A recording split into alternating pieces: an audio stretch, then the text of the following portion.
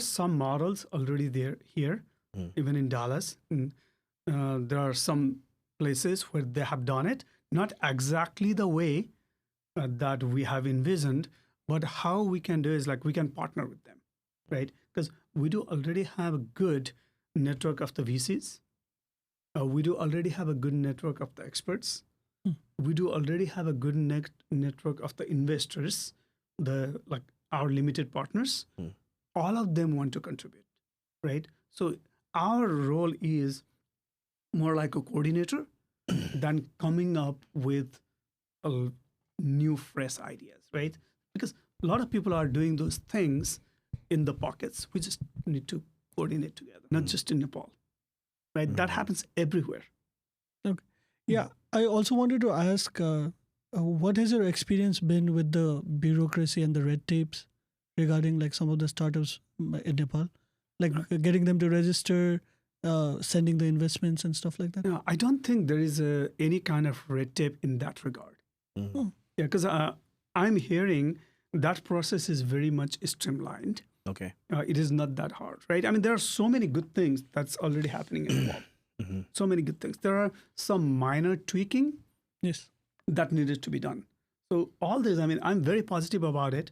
I'm very optimistic about what's happening in Nepal.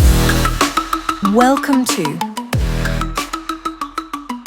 News, Nonsense, and more.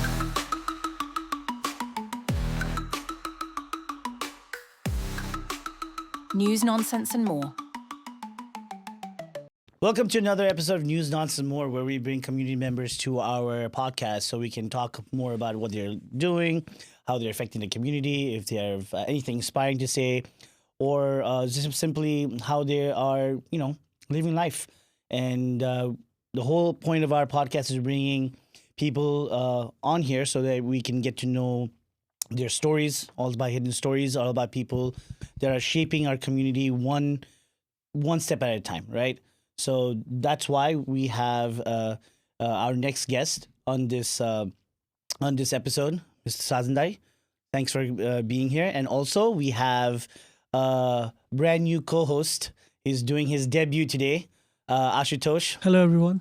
All right. Yeah. I know that's him coming back, man. You're growing. This podcast, family is growing.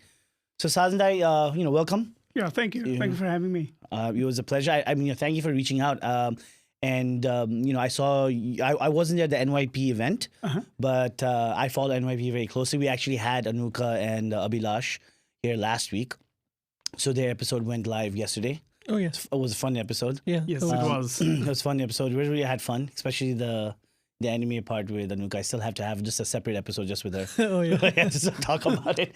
Doesn't make sense. Yeah. But ultimately, thank you for coming. You reached out to us, and I spoke to Abhilash, and I saw I think Nirman was there too, and he was like, oh, it's a very, very. He was very inspired from the conversation that he had with you, and also like when I went through the survey question you filled out, it seems like you have your hands on a lot of different things. So I really want to address that. I really want to get to that. But before we begin, I want the audience to know who Sajan is. Yeah. Right. Please introduce yourself. A history about you. Okay. What inspired you to do the things you do today, and where did this all start? So your origin story. Yeah, sure. Absolutely. Hi, everyone. Thank you for having me here. And it's great to talk to everybody. I'm originally from Nepal, came here to United States to go to college. And then after college, I started working, of course, IT jobs.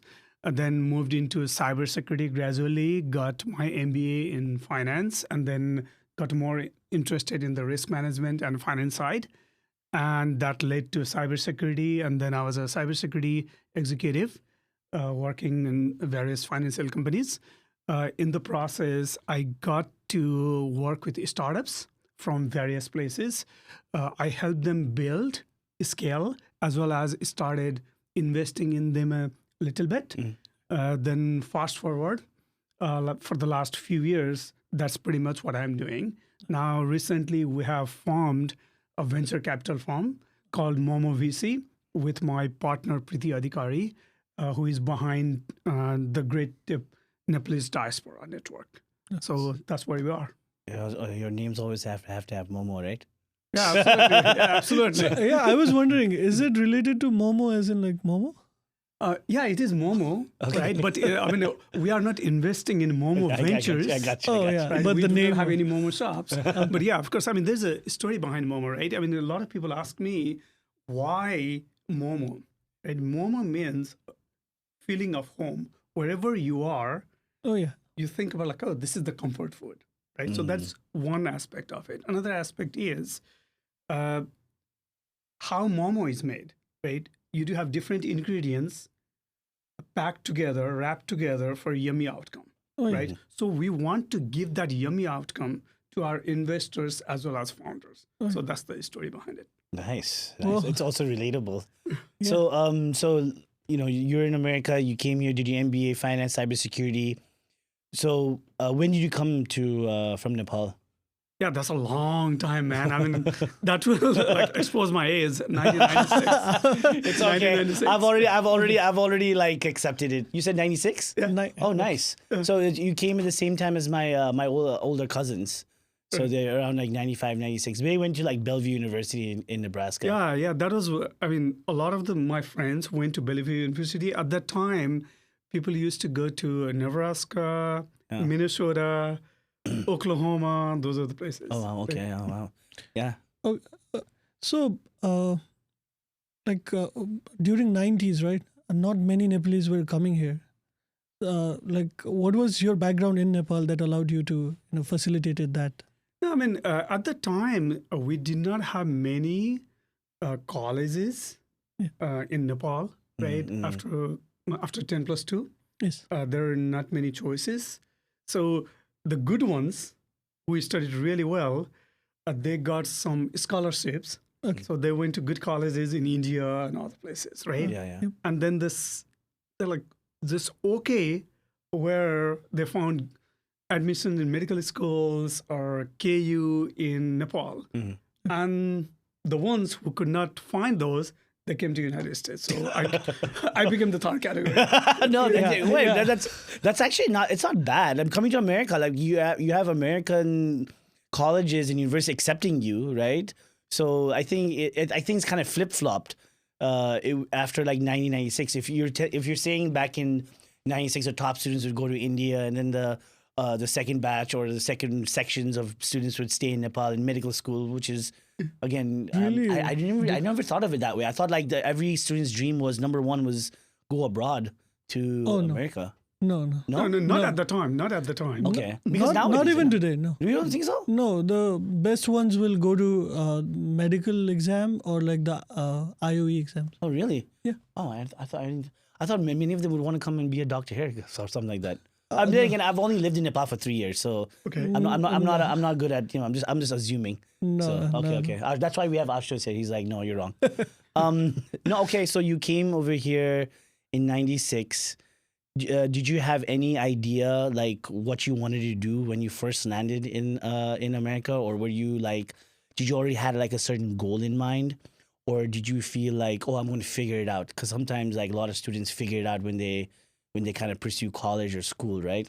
Yeah, it was more like figuring it out because and the first thing is like I wanted to get away, right, from home. Right around like 1996, we're growing up around this like the first democratic revolution. I mean, I would not say first. I mean, like I think that happened in 2007 BS, but I'm talking about. The second one. Yeah, second one, 1990s, Yeah. right? Which So was that I one? grew up. The 2046. 2046 around that So time. it was against the panchayat. I guess the panchayat, right? Okay. So we did have that revolutionary kind of thing. So we wanted to get out of house, right? Get away from parents and all these things. Right? Okay. Wow. Okay. So it was more like I just want to get away, come over here. So you had no idea. You didn't come in with this blueprint saying that I'm going to be a venture capitalist. I'm getting into cybersecurity. None of that. No, not at all. Because I mean, I wanted to do something, but I did not know what that something was. Okay. So I mean, there are so many bright students, right? They already knew what to do in their life. I did not. Okay. But accidentally, I had taken like TOEFL and SAT at the time, Yeah. but I did not have a plan for it. I just like, hey, all the friends were doing that, so let's do it. very So, was your major intentional? Like you wanted to do something in IT? I don't know because I came here for a liberal arts college, Oh, right? Okay. So yeah, it was a Christian college, right? Christian Wesleyan college. So I was studying. I mean, some of the classes that I enrolled were economics, those kind of things. So I did not have any plan on computer science or computer degree, IT degree, because I went to IT degree because everybody told me that if I get into IT, my H-1B would be much easier. Or I was like, okay, let's do that. So it's very intriguing. What you're saying about who you are now is like you went completely against the grain. Like a lot of people when they come here or they want to become big, they always have this like certain plan. But it goes to show that you are a clear example of like, listen, even if you don't know what you want to do when you first come here, life, you just, I guess like that's the next part. Like, how did you find yourself? Like, I guess like you did IT because you said H1B, right? Because you wanted to get your H1B, all right? But after the H1B, like, what was that journey like? Like, how did it shape? How did that part of your life shape up so that way you could be where you are today? I mean, it was not well planned, I would say, right? Because I wanted to do the least amount of work wherever possible. That's how it started, right? It's like, okay, if I do go for so the longer route or the tougher route would have been doing economics and all those things. That's like, okay, if I go study economics and all, I would have to go to school for a long time because you cannot get a good job without at least a master's degree or PhD in economics, right? So it's like, okay, if I go to IT, I do not have to go to college for long. So it's like, okay, let's do that, right? And then the H-1B, the same thing. Like this is a funny story, right? Because I did get 2 job offers at the same time, the same day. Wow. It was one with IBM, Okay. Another with University of Texas Health Science Center. IBM and University of Texas Health Science Center, right? And University of Texas Health Science Center was paying me much less than IBM was, Absolutely. right? But Then I took the University of Texas Health Science Center job because they were. because first I was like, oh, I would not have to work as hard. Right? That's that's okay. Right? I mean, it's a state job. Yeah. I would not have to work hard. And, But plus state contract lasts a very long time too, technically, from what I know. Because state jobs or like federal jobs, they last, they have like ongoing contracts. They're always funded. So in a way, it's I would think it's a smart decision, but the premise of why you chose it is kind of funny. yeah, it's a different, right? Because it wasn't, I picked it up not because it was a smart decision. It's just because I didn't want to work hard, right? I was like, okay, if I go take the state job, I would not have to work hard. And also, there's some safety aspect of it, Yeah. right? Because, Yeah. H-1B and all those things. Absolutely. Okay. Because IBM at that So- time was like, it was huge. So was it the case that IBM was not sponsoring and they were? No, Oh, they it was both. not. We did not even talk about it. Right? Oh, We did not- we don't talk about it. Yeah, Wow. we did not even talk about it. It's like, crazy. Okay. Because like that's like That's like the first conversation. Isn't yeah, it? that's like a dream for some people, like especially in IBM and stuff like that. That's actually very funny. But I listen, like life happens in mysterious waves, and it's kind of funny for me to like even like hear that if I tell anybody that like what's wrong with you. To work for IBM in the 90s, I would have committed murders for that. That's literally what I'm saying. Like it's like one of the big companies at that time, IBM. Of course. But you know what? It goes to show that you don't have to be at IBM to like get where you are or where you're at today, which is again a reoccurring theme from like what I'm hearing from your stories.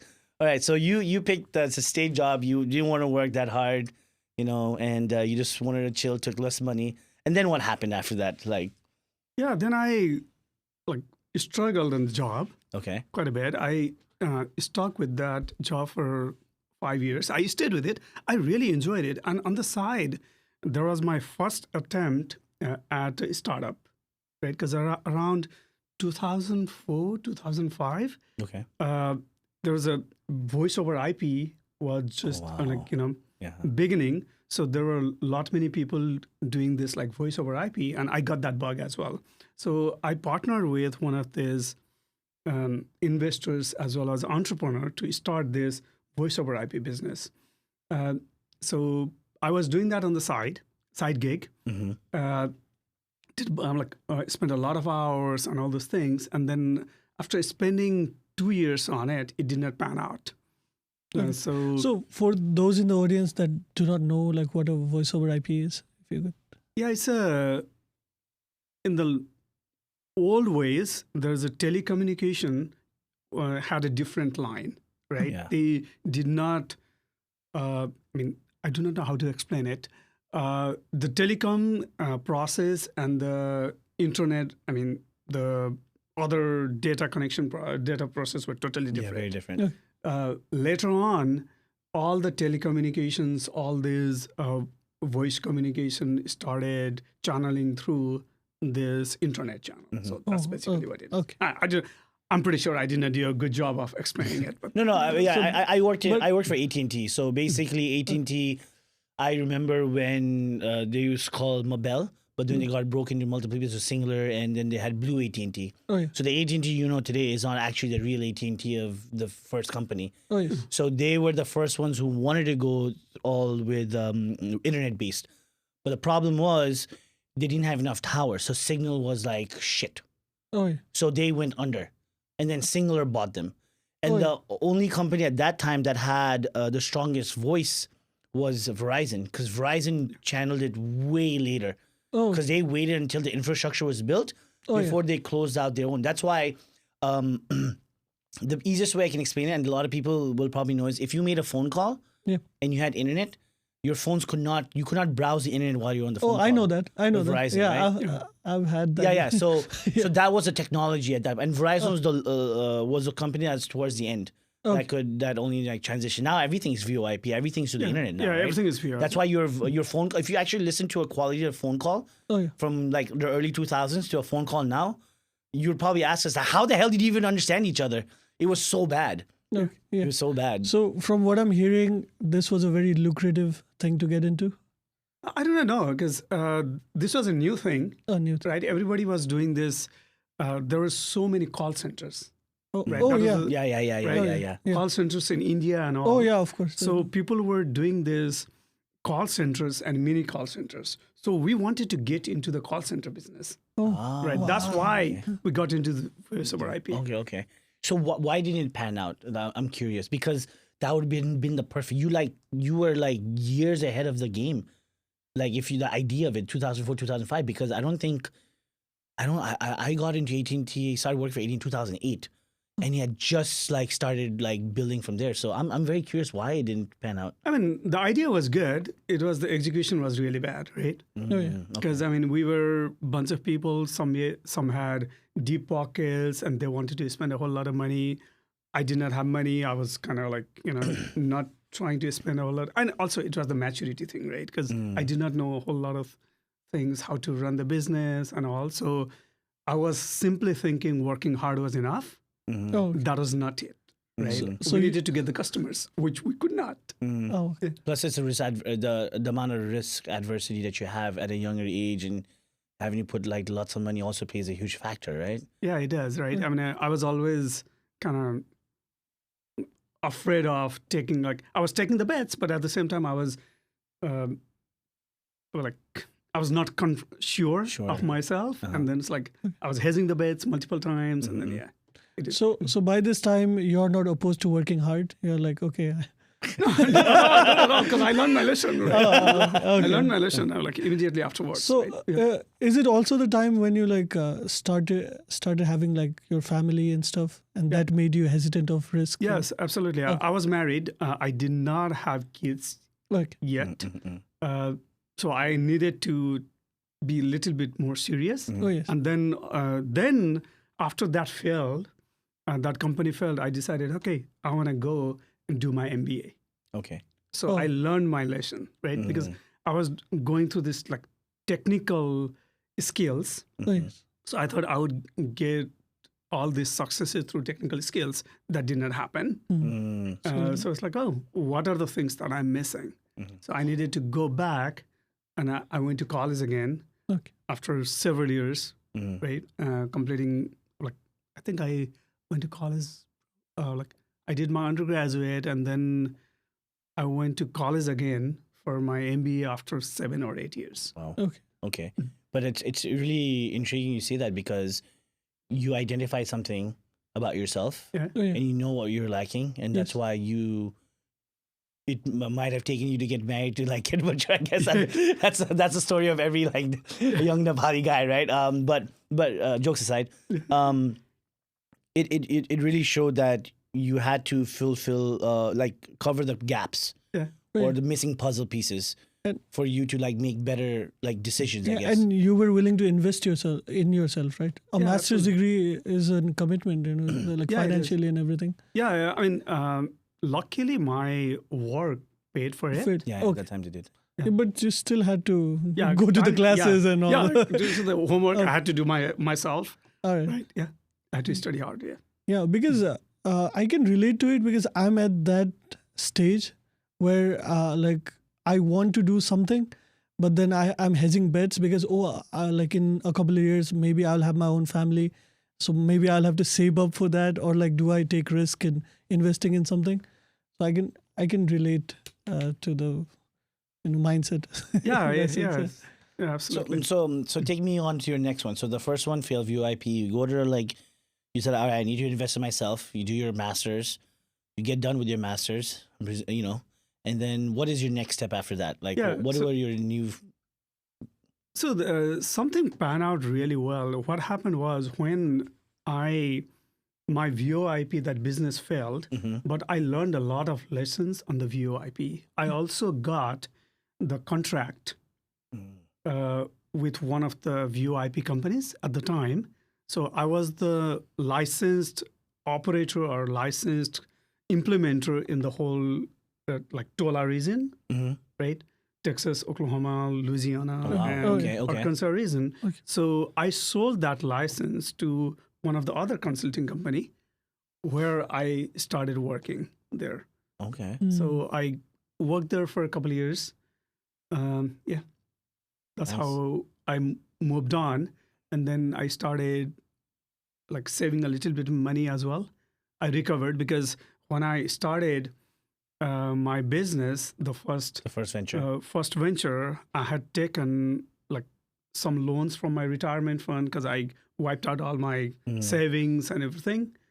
So now I needed to go back To where we and were. I started because at the time I was driving my $600 car, right? Like back to right after working for 5-6 years professional job, I was back to $500 or $600 car. Now I had to- For those of you wondering, 600 back then is like I don't know 50,000 now. So, No. yeah. No, not really. No, I- 600 is like maybe like I would say like 8-9 grand, right? Roughly. No, but the car, I mean, you could not get a very good car at $600. Yeah, right? absolutely. Like, It's the 600, same yeah. for 8-9. You cannot get a good car Yeah, now. that's so- I mean, it depends on what inflation rates. But but that shows that you were willing to go back. A lot of people don't want to put themselves in a situation where they have to kind of scale back, right?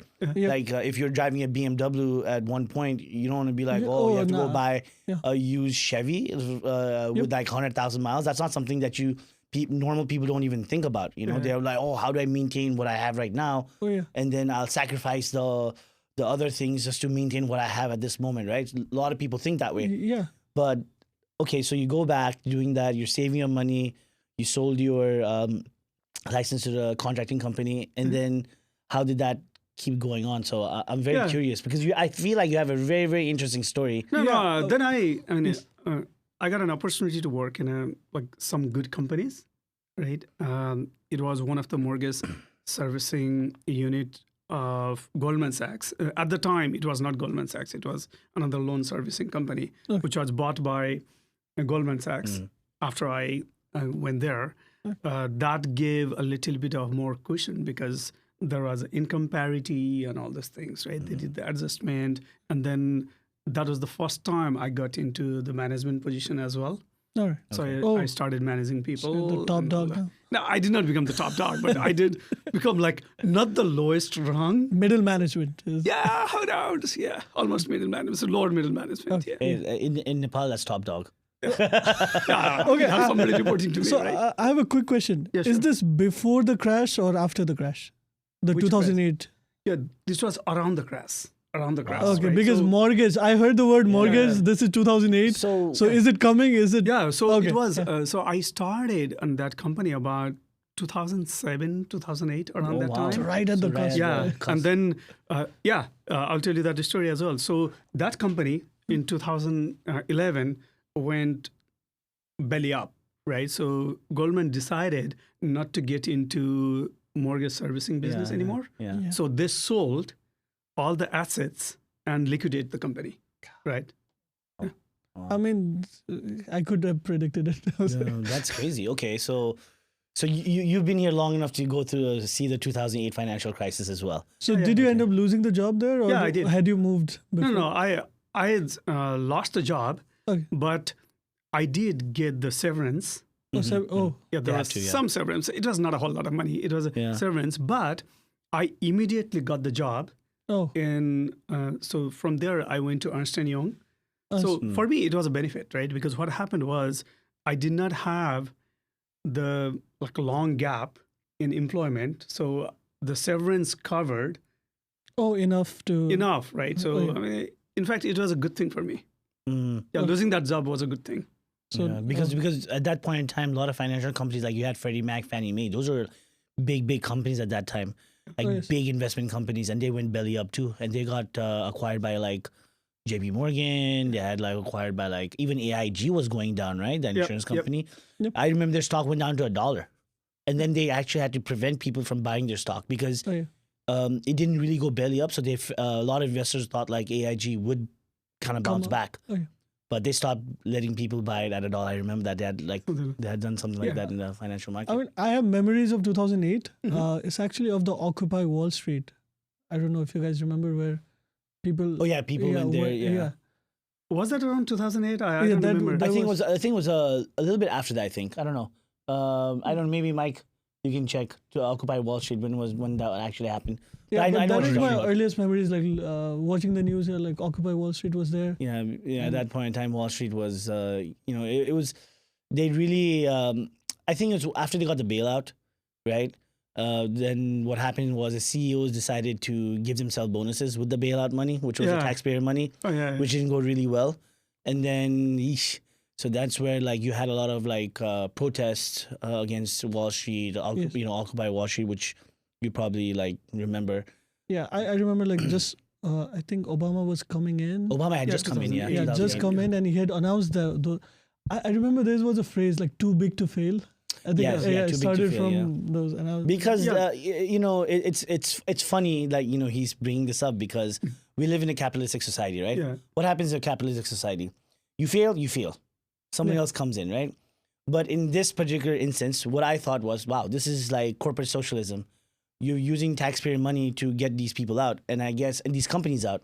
I mean, they couldn't save all companies. I mean, again, banking companies were just one. The car industry was another. The automobile industry, like Ford, was nearly going bankrupt. Everything, they had to bail everybody out. But yeah, I mean, like, hopefully, like you were there. So I don't know. You worked inside that whole firm. So I can only tell you what I read on the news, or like I had a couple of friends like tell me what was it like for you when you're going seeing that. Like, did you feel like, oh, like, okay, this is just temporary, it'll come back up when you were actually in that moment? Or did you feel like, oh my God, like there's a lot of changes that are happening? Like, I mean, I was working in the industry, but at the same time, I was not in those jobs that directly getting into this, like, the commission based and all those things. So I was not a trader and all. oh, okay. So I was not as impacted, but the fear was there. The fear was about losing the job, Yeah. right? Nothing more than that. yeah. But there were so many people who were unfortunate because they lost a lot of money. I did not have a lot of money, so I did not lose, right? And I was not working on any kind of like big commissions and all those things. So I was And okay. plus, like you had people working there for like 20 years, and their retirement funds just Yeah. completely wiped out. So Yes. imagine like they're about to retire and they're going to take that money just to like live off, and next thing you know, it's gone. Yeah, Yes. and That they was had to delay their retirement and all these things, right? And that causes like next generation to not be able to find a job, right? So it's all like a domino effect, Yeah, right? Yes. and then there's a too big to fail, right? There's a that at the time. So my personal belief was at that time it needed to be saved, right? Because what would have happened if government had not intervened at that time is a lot of the other companies would have also gone down. Because they're all Right, interconnected. But isn't that an argument against the market, economics? Because the free market is whoever loses, loses, and whoever wins, wins. But when you say that government had to step in, doesn't that negate the idea that, Yeah, but why So do is the government picking the winners and losers? Is that what it is? No, but at the same time, why do you think free market is the only right way, right? Capitalism. I mean, of course, there are good things about capitalism, but capitalism is not the only way, right? Yeah. There has to be some kind of balance. Yeah. Yeah. No, okay. I'm not saying that capitalism is the only way, but I'm saying it negates the idea that, Yeah, I know. But if you go by definition, right? Yeah. That's why I called it corporate socialism, right? Yeah. You have to have certain certain things that can help save these companies. Now, I mean, I don't want to get into politics and stuff like that. Do companies pay their fair share just of taxes? purely Whatever. economics. Yeah, Guys. purely We're economics, finance. right? We're talking about finance. Okay, how about this? Okay. If the world ran the way it was supposed to run, like if, let's say, corporation paid their fair share of taxes, people paid their fair share of taxes, then yes, I would have, that is a perfect thing to do. Like what Sajan is saying, you have to have thresholds. You cannot like make one big company that's up here, which is all these other smaller companies may not be part of it, but they rely on it to also succeed. So if it's like cutting the snake's head off. Oh. Then the entire thing. You can cut the snail's tail off, but at least the snake is, it'll grow back or something like that, right? So that's kind of like the way if you look at it. I mean, the 2008 was very reminiscent of, Teddy Roosevelt breaking up those monopolies. Maybe that could have been the idea. But it ended up entrenching monopolies. Bigger companies kept on acquiring.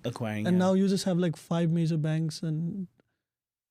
I don't know. Okay. Well, that's why we have Sajan. Okay, so here. we are in 2011. That's where you lost the job and then you found a better one. Yeah, I mean, I would say another one. Increased pay. Well, it was it was okay. Not too much work. Not too much work. No. I did have to work my ass off at the time. Okay. No, he has changed now. He is I working now. I'm working now, right?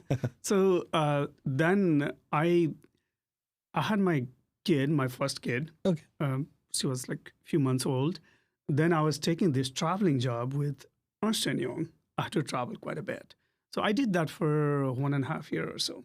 That was fun, but at the same time, it was brutal in terms of grueling. I had to travel all the time. Yeah, at that time, traveling, oof. I don't know how you did it. 1.5 years. You were still in Texas at that point in time. Yeah, I was in Houston at the time. Houston at that time. Okay. Yeah, and then after that, I took another financial company job with Citigroup. Oh, okay. And then I moved to Dallas, and I was working in Dallas. Okay. For Citigroup, yeah. So, all right. So it seems like you've gained all of this experience working for different companies, and you're like grabbing all of this, strategies. You're learning from them. You're like keeping it for yourself. And what was the next thing that you did that kind of exploded your portfolio? I would say, like, where was the point after getting all of that stuff where you felt like, okay, now it's time for me to start investing in what you're doing today? So basically, did you buy a lot of Bitcoins during 2011? And no, I did not. I did not even know Yeah. about the Bitcoin at the time, right? Are you into that right now or no? I'm not into that, but I know a little bit about it. Okay. But yeah, I want to know, like, what was a huge turning point for you? Like, when it started going up, like the venture capitalist or, like, getting into the financial services and all that stuff? Yeah, sure, absolutely. So when I started working for Citigroup, Citigroup had, like, they used to source a lot of the companies from, like, a lot of the startups from all over the world, primarily from Israel area. because cybersecurity companies were coming from Israel. So I got exposed into that. Right? Hey, what are the new companies coming? What are the new technologies coming? How do they scale the companies? So on and so forth. Right? So I started getting exposed to that, and then started talking to them, like educating myself on that startup and all this process. But I did not quite invest in those yet. And then around 2018, I moved to Arkansas to take a chief information security officer job at Harvest Bank, owned by Walton family. There, I got more exposed to Israeli ecosystem. So I started using some of the startup products from Tel Aviv. Got to travel there a few times. Looked at all this, like all the good things happening there, and then also started investing my own money, and became first customer for a couple of the companies. So that's how I got exposed to it. I love that very much. Yeah, I've heard good things about like Tel Aviv and like IT and a lot of like those sectors. Like they have done really well over the years. Yes, they are. I mean, especially in the cybersecurity space, they have done really well. What do you think they did differently than everybody else, like when it came to cybersecurity? I mean, one is like encouraging innovation, right? So, and there's also creating some kind of like safety net, not just in terms of the money, but telling them like if you fail, they do have some way to push them back up, right? So that's another. And then always thinking in terms of not just the technology, but finding the customers first, right? So many times what I do see the difference between the entrepreneurs in Nepal versus entrepreneurs in Israel, right? In Israeli entrepreneurs, they look at the product market fit, who is going to buy the product, who is their customer, what is their customer requirement, before they do write a single line of code. Okay. So they do a lot of the R&D. A lot of the market R&D, research. like market research, talking to people, right? Yes. Market research does not mean that you have to get to do all this like pile of research. You just talk to the potential customers, find out what do you guys need? What do they need and all these things. Then start developing or create the market before creating the product, right?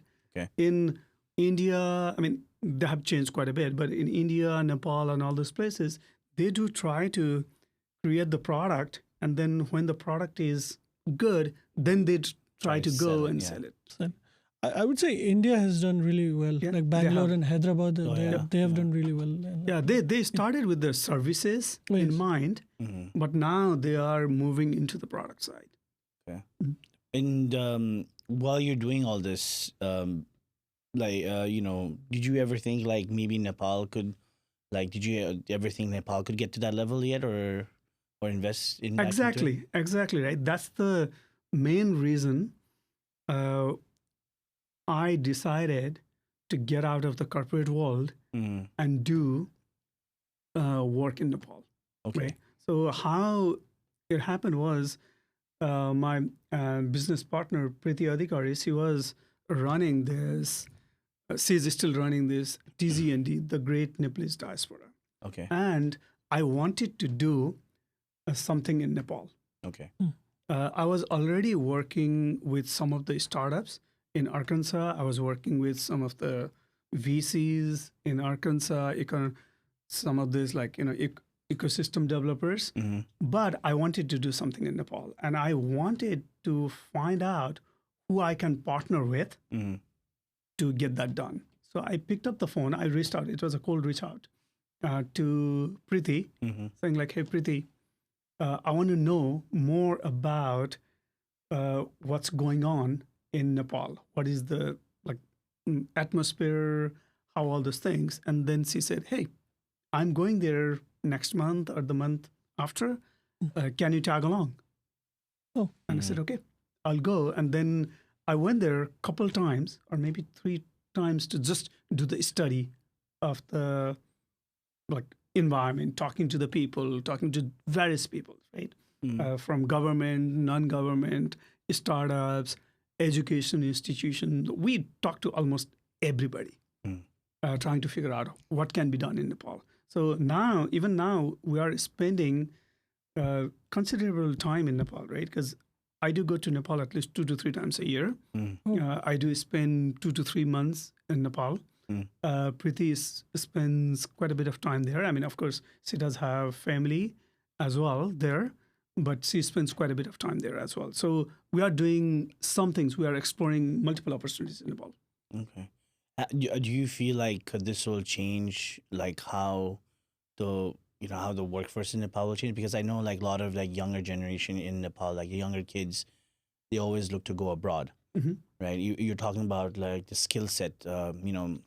There's a lot of smart kids, but the opportunity is kind of non-existent in Nepal. It's not at the same level as I would say U.S.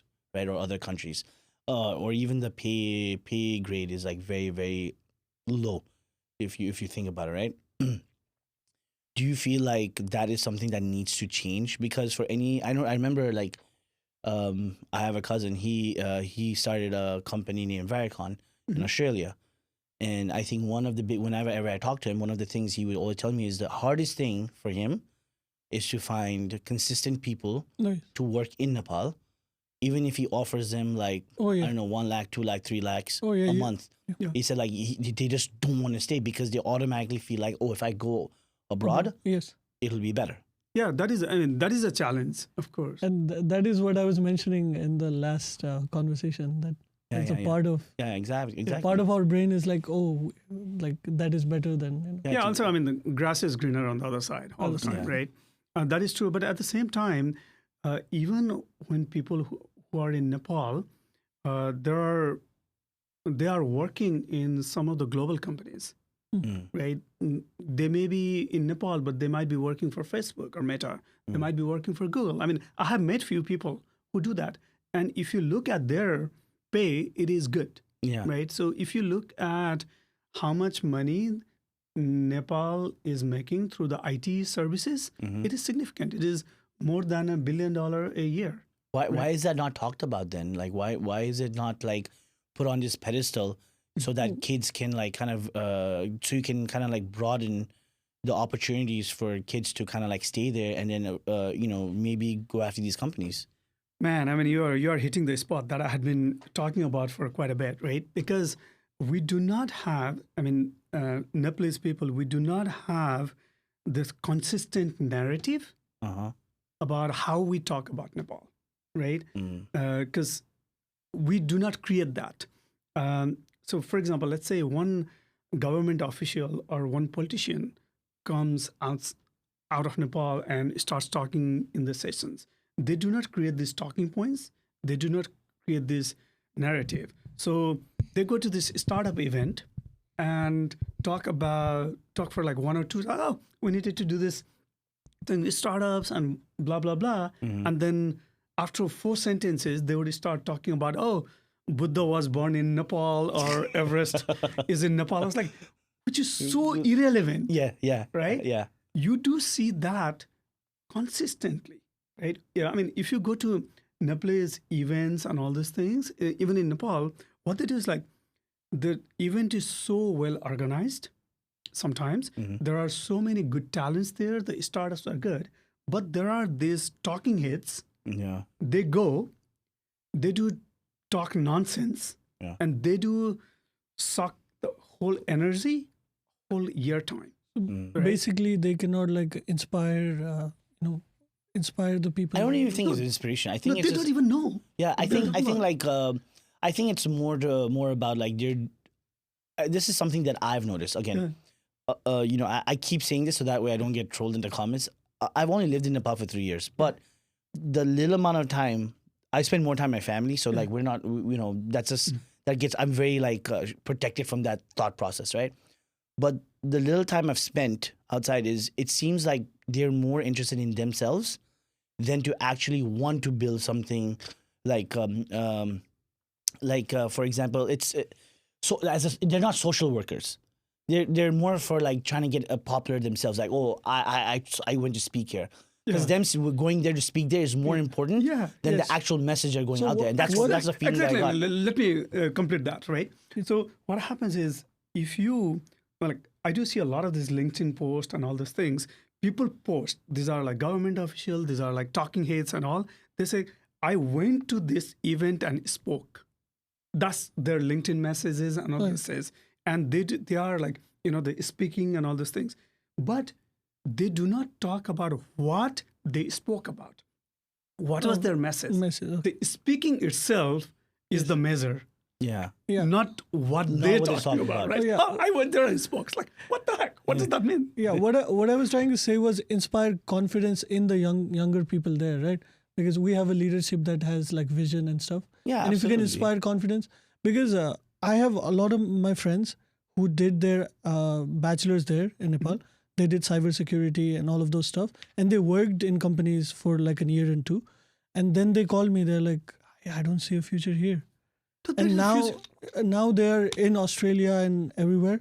And they would have been happier back home working, getting like a decent salary. But it's being with family, after a couple years working in like those companies, they were like, oh no, I need to. There's a future there, right? I mean, there are some minor fixes that if we do it, there is a future there. There's some minor fixes. It's not big things, right? So, I mean, I'll give you an example, right? The funny example. We went to this pitch competition. Okay. We were asked to be kind of guest judge there, right? And then pitch competition was about, like, the whole event was about 6-7 hours. And guess what? How many minutes the startups got? The whole pitch competition, the thing was like 50 minutes. Each startup got to talk 5 to 7 minutes. That's it. But rest of the other time was spent by this, everybody saying dui sabda. And that dui sabda never end, right? Oh, okay. Right? So all these talking heads come there, talk all this nonsense. Oh yeah, listen to the people. Listen to these people who have no idea about the startup. Oh yeah. So they do this like, okay, so there are two. Like, can you give me an example of who these talking heads could be? Like, give me an example. No, I'm not gonna name them. Do not name names. No, not like what profession names. Do they come from, or like are they political leaders? Or? No, these are the same people. Like, if you go to like 5 events, these talking heads are at least in those 3 events. Oh, they're like rotating. They're rotating. Let me put it this way. Is it like you have an event for a startup, but then you bring like an actor that has nothing to do with the startups, and then the actor gets like 60% of the time to talk? I mean, are they company leaders in that sense? Or? No. They are. I mean, many times these are government leaders, social leaders, and many times, what also happens is, they are getting some money from these small donor agencies. Oh yeah. Right. So they do get to participate in these events because they are being funded by some of these small events. Okay. So lobbyists. So members of the bureaucracy or non-governed, we call it like INGOs or NGOs. That's a bureaucracy in itself, right? Yeah. So INGOs, NGOs, and they go there. They do talk. They do have this like never-ending dui sabda. That's it, right? And there's like lighting. What do they call that? Panas batti. What is that called? Oh yeah, lighting of the lamp. Yeah, lighting the lamp, and then somebody does this like Oh, but the little like cloth, right? Yeah, the dosala. I mean that in of itself wouldn't have been an issue if they shorten it and then get it going. But the thing is like 6-7 hours event, and then 40-50 minutes for the startups and 5 hours for the rest of the others, right? And then it should be flip. Yeah, and then the chief guest, who always arrives late, right? The chief guest always arrives late, right?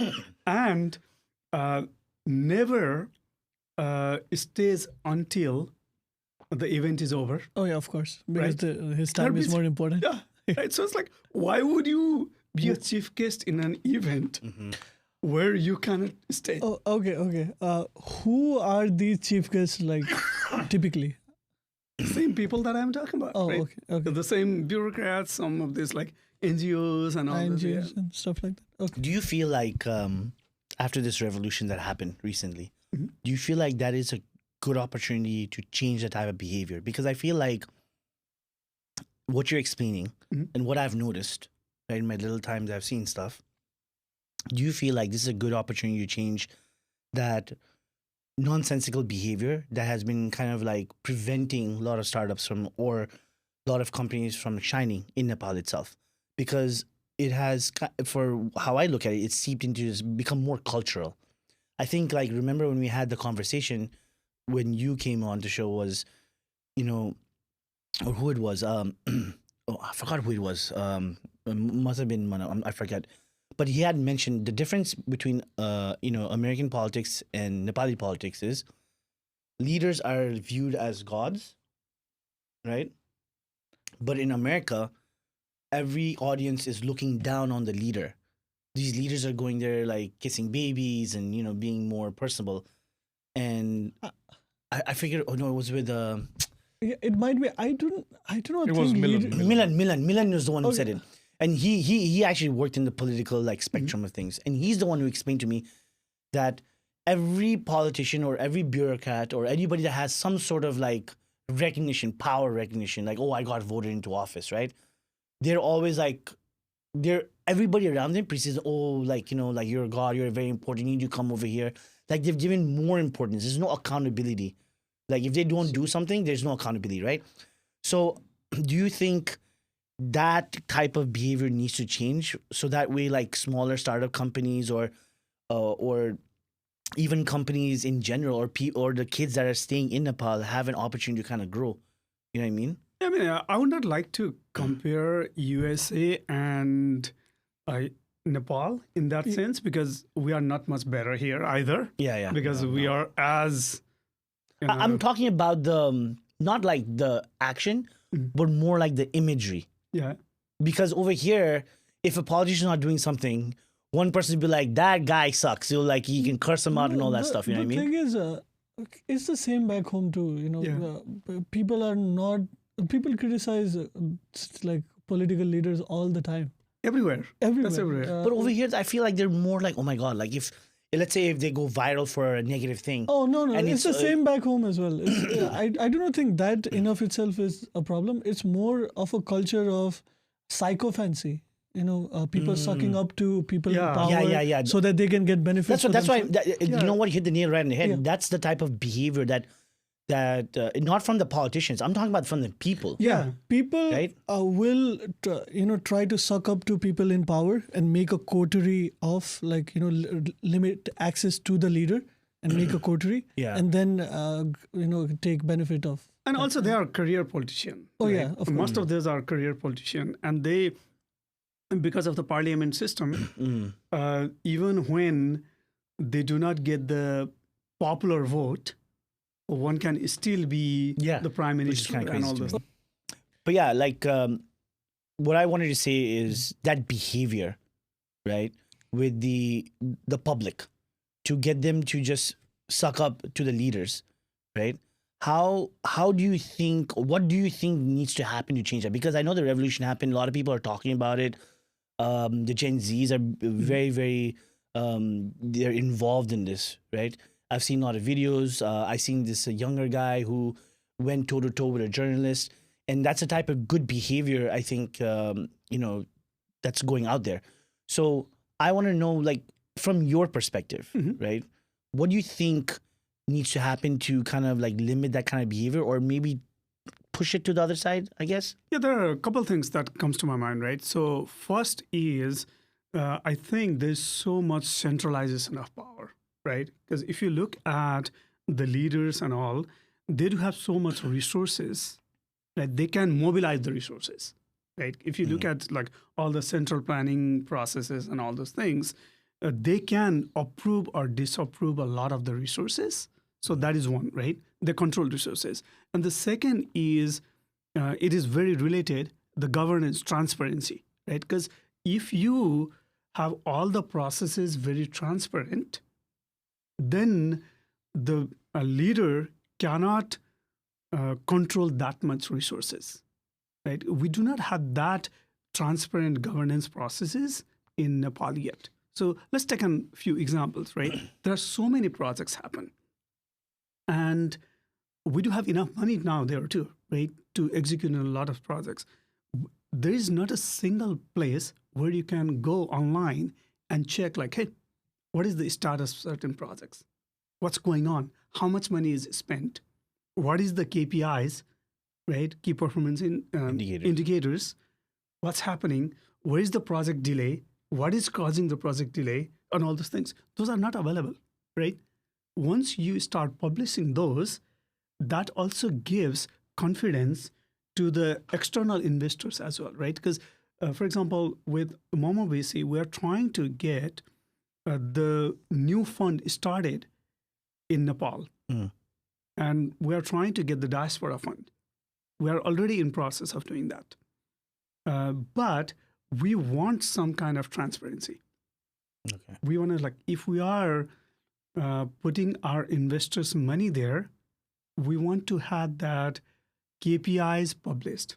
But if that systematic culture is not there, it is very hard to justify, right? So those are some of the things. But it is not a very tough problem to solve. It is relatively easy problem to solve. So let's take an example. I mean, how we grew up as a nation. Since 1990s, we have gone through so many changes. That can tell that we are adaptable. We went through so many big changes. We went through civil war. We went through multiple rounds of monarchies. We went through the abolition of monarchies. We went through a lot many things, right? We accomplished so many things. Compared to that, coming up with this transparency is much easier, right? It's an easy thing to do compared to a lot of the other things that we have accomplished. So I think, I mean, I'm very hopeful. I'm very optimistic in Nepal's future. Very optimistic because, okay, 40 years, I mean, how many things that we survived through, right? A lot many things. Yeah. We're very adaptable. So will it be the case that you will also be investing in government projects? Is that what it is? I mean, no, not really, not directly, because there is no need for us to invest in the government projects. Yes, because when you mentioned that there is no portal you can go to for, so if the projects or like the companies you'll be investing are private companies, right? So that No. Okay, let me clarify a little bit, right? Okay. Because when there's all these projects and all, even the government projects are published, that demonstrates transparency in the processes, right? When the foreign investor invests in the company, in a country, they look at the transparency of the whole processes. What type of governance is there? And even so, we may not, like as a diaspora fund, we may not invest directly into the government projects, but indirectly, yes, right? Because we may be investing in some companies who may be doing business with the government, right? So if we do have like third-party risk because of their association with the government, we want to get out from there, right? So how would that look like? Is it that those companies will be getting like government contracts on certain jobs? Yeah, there could be. Because if you look at like every companies, like every private companies, they are working with the government entities like one way or the other, right? Directly or indirectly. And that happens everywhere. Okay. So let's take an example here. Microsoft, they work with government. They're public companies, but they do work with government, right? You pick any company, any big company, they do work with government. Okay. So if there were people listening who are like young entrepreneurs, late 20s, early 30s, and they want to partner with you or like pitch their ideas to you, what would be the best way to do that? Okay. So there are a couple of things that we are doing right now, right? So before we wanted to invest directly in Nepal, we wanted to like, hey, how can we help these young entrepreneur, your young startups with the resources? So we created this portal. We just recently created this portal called startupresourcehub.com. Right. So we own that portal. Okay. We built that in Nepal. We launched that in Nepal last July. We did that event there and we launched it. We power that. So what we do is we encourage all the startups to go register there. And we provide the resources. It is free for the startups. We will never charge money for it. Why we are doing that is once they register it, we will expose them to multiple audiences. First, startup need mentorship, advisors. We want to connect them to the advisors. So in the same portal, we are also looking for advisors who want to advise or mentor these startups. So that is one part, right? So we give them the advice. Second, they do need the money, right? We connect them with the investors, right? Yeah. Because it's the same portal. Third, they do need the market access. It would be that portal, almost like think of it as like Amazon.com, right? Yep. They can advertise their startups there. Now, when we do have that, we are also interconnecting them with the resources they do need, right? Like how to create the pitch deck, how does the venture capital work? So that process is happening. And in addition to that, the startups need a lot of the other things like how do you do the accounting? How do you form the like legally incorporated company, right? All those things, we are creating that through Startup Resource Hub. We just launched it. It is still in the beta version, but you can go and check it out. You can register there and go from there. And Yeah, I mean, like definitely. Sorry, Startup Resource Hub. So make sure, like, like when guys talking, it comes up. And, I would love to also check it out because I feel like that is the foundation is access. Yep.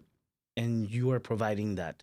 Yep. And I think that is something that everybody, especially if you want Nepal to grow, you want to go back to Nepal, or you want to do something back in Nepal, or you want to support something back in Nepal, I think this is something that needs to be put out there because I'm absolutely loving the idea for the fact that you are kind of creating this hub. That's why it's called a hub. And then everybody's kind of coming there and, everybody's being able to, get the resources they need or the mentorship because mentorship goes a long, long way, especially because that thought process is something that I feel kind of lacks in certain companies in Nepal or the work process or the individual itself, the way they think, right? But yeah, please go ahead. I'm sorry. Yeah, sure. And just to clarify a little bit, we launched in Nepal, but that is not just limited to Nepal because there's a reason for it, right? The ecosystems work better when they are global and interconnected. Yeah. Right. That way, if it is just Nepalese companies, then it becomes the echo chamber. They learn just from theirs. Yeah. What if we mix them with the companies from United States? We mix them from companies from Sri Lanka. We mix them from companies from India. So we have started uploading the companies from Sri Lanka, India. There are a couple from the United States, and there are from Nepal, right? What we will also do is we will add some of the accelerators program from United States in that Startup Resource Hub. So let's take an example. If there are some companies in Nepal, they want to scale in United States. They do need to learn how the businesses are done in United States. They cannot simply figure it out without going through some kind of accelerators program, some kind of coaching, mentoring, and all those things, right? Many times they say like, I'm going to apply to YC or Y Combinator or Techstars. But there are so many other accelerators and incubation centers and all. YC and Techstars are not the only ones. This is almost like saying like, oh, I'm going to go to college and I'm going to go to Harvard or Yale. There are so many other colleges other than Harvard and Yale, right? Those are the things that we wanted to educate, right? We will mix them with a lot of these startup accelerators, a lot of the investors and all. So it becomes the marketplace. And this is such a positive message for all the young people like who want to do something. Yeah. Yeah. I mean, here's someone who has built his life, has like experience, and now giving it back to the community.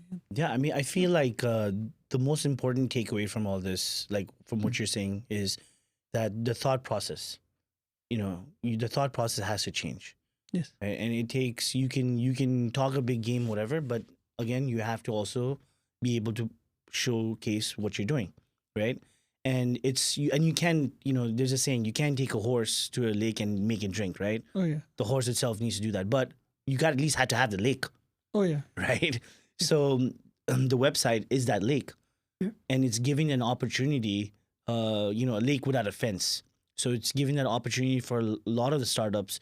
And I love the fact that you're saying that, someone in Nepal can learn from some company that's based out in the US or Sri Lanka, India, Japan, whatever these companies want to grow, because there might be a necessity for a company in the United States to be able to utilize back in Nepal.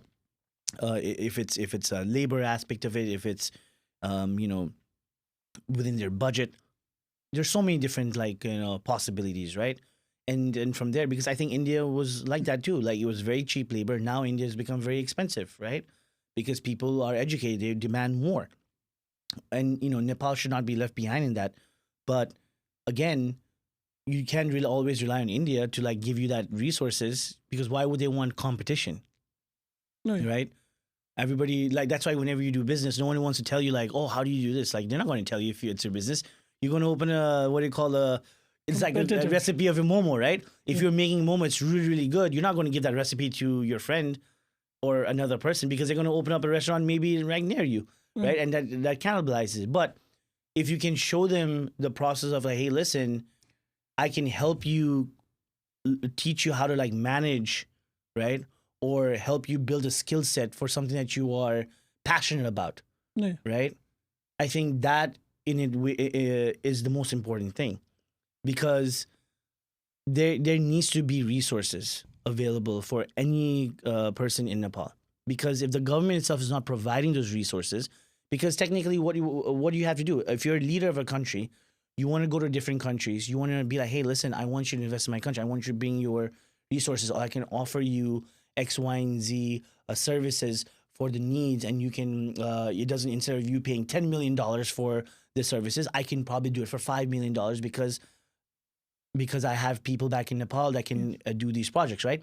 But if they're going out there and like you said, oh, I went to speak over here. If that is the onus of whatever they're doing, and they're not talking about what they're actually talking about, they're just Yeah. Ideally, that's what leaders are supposed to do, but I don't think that. Oh yeah, I mean, that will change. I mean, it is getting better. So I mean, I might have painted a very bad picture of Nepal, but it is not. Right? That was just my opinion. No, I mean, it's not. I mean, it is getting much better. If you compare to how it was before, it is getting much better. But it can be better, right? It is already better, compared to 20 years ago. Yeah, 20 years ago. But it can be further improved, right? So it's a part of a continuous improvement thing. So yeah, it is getting much better. I mean, I've heard of so many stories. Even when you want to do something in Nepal, like a company, even my cousins used to talk about it. It's you want to do this company, but you have to go through so many hurdles. You might have to even bribe someone to do certain things, or stuff like that. I hear stories. This is from come from a family. I personally haven't experienced it, but it's a reoccurring theme, and that's why a lot of people before it was oh, what's the point of investing in Nepal? Because these government officials will always try to be that roadblock for you, right? Something that might cost, I don't know, $100,000 might end up costing you $200,000-$300,000 by the time you're done. Stuff like that. That's how they used to explain it to me. But yeah, I'm really hoping it does change in Nepal, because I feel like there are a lot of like smart individuals. There's a lot of smart people. I know of some of them that used to work for my company when I used to have an IT staffing company. He's trying to get into that whole what was it? He's extracting that oil from these mushrooms for medicinal purposes. If it's something to do with like recovery, or it could be like, you know, for like focusing, or just stuff like that. And he's doing all of that by himself, you know, and it's tough. He tells me it's very, very tough. It's very tough to even like send stuff to New Zealand. Like he has to abide. Like he was telling me he had to learn everything about New Zealand's what do you call what is that export import regulations, rules, their FCC or FDA, whatever they have, right? Those type of requirements. So imagine if he had, you know, access to the website, and then if there was a New Zealand company there, before investing all of that, maybe plan ahead. Okay, maybe I need to do this, because he had created his lab and everything a certain way, and then he's learning. Oh my God, I need to do X, Y, and Z if I have to send these products to New Zealand, and then go back and reinvest into fixing it. You know what I mean? Oh yeah. So I think it circles back to when we were talking about the Tel Aviv approach to Nepal approach, like find the client 1st and then start building things. It's the same thing, right? yeah, absolutely. So he built the lab first and then he is searching for clients. So how have you been dealing with that side of approach?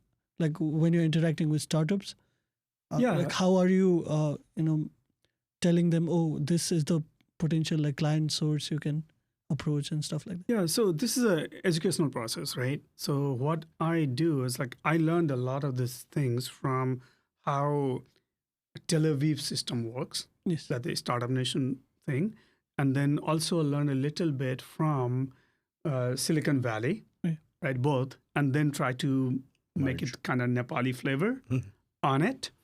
So that's how it is done. And don't get me wrong, the problem is not just in Nepal. The problem is in a lot of the startups, even in the United States. Really? Because I ran an accelerator here, and I dealt with a lot of the startups, even in the United States. They still need to learn a lot of the things, like how can you do this, create the product which is competitively different than the rest of the other products, right? Because I hear a lot of the pitch that does say like, oh, this startup founder says, I created this using the AI, and it will create this workflow and all these things with agentic AI, blah, blah, blah, and it will solve your problem. It's like, okay, if it is that easy for you to do it, why can't everybody else do it? Exactly. Right? And what is your moat? What is your competitive difference? Competitive Why advantage, you? Yeah. Right? So those are the things that I consistently tell the startups, even from here, not just in Nepal. Right? That happens everywhere. Okay.